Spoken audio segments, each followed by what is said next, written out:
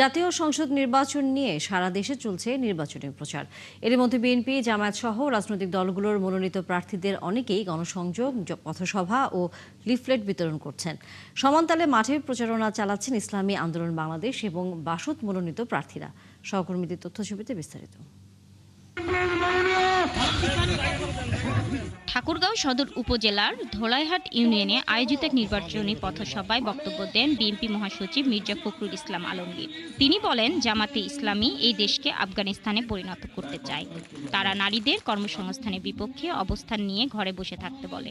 জামাতে ইসলাম একটা দল, যে দলটা আমাদেরকে সামনের দিকে যেতে বাধা দেয়। আমরা পিছনে যেতে চাই না, আমরা সামনে যেতে চাই। মেয়ে পুরুষ সমান অধিকার নিয়ে এখানে এই দেশে বাংলাদেশে বাস করবে। বাংলাদেশের জনসংখ্যা মেয়েরা বেশি, ছেলেদের চেয়ে।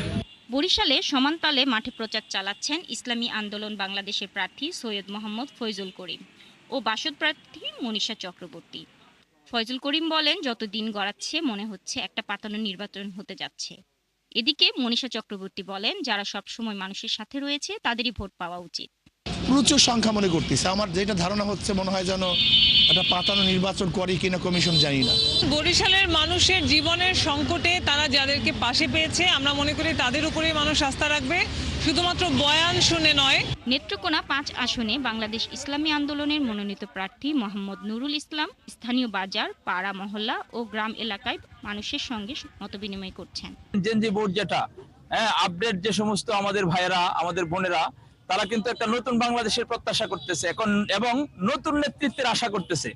মানিকগঞ্জ 1 আসনে জামাতে ইসলামীর প্রার্থী ডক্টর আবু বকর সিদ্দিক ঘিওর উপজেলার বানিয়াজুড়ি এলাকায় নির্বাচনী প্রচার চালান।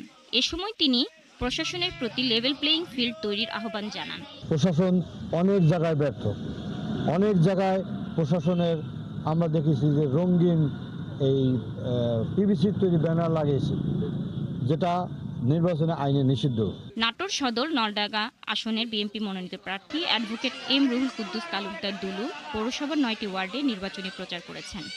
তিনি বলেন, নতুনভাবে বিএনপির বিজয়কে ঠেকানোর জন্য সূক্ষ্ম কারচুপির চেষ্টা চলছে। বিএনপির বিজয়কে ঠেকানোর জন্য একটা সূক্ষ্ম কারচুপির চেষ্টা চালাচ্ছে। আমরা জনগণ, আমরা কনসার্ন এবং জনগণ যে কোনোভাবেই হোক এই ষড়যন্ত্র চক্রান্ত হতে দেবে না। এদিকে সদ্য বিএনপিতে যোগ দেয়া সাবেক তথ্য প্রতিমন্ত্রী অধ্যাপক আবু সাইদ পাবনায় দলটির মনোনীত প্রার্থীর সঙ্গে নির্বাচনী জনসভা করেছেন।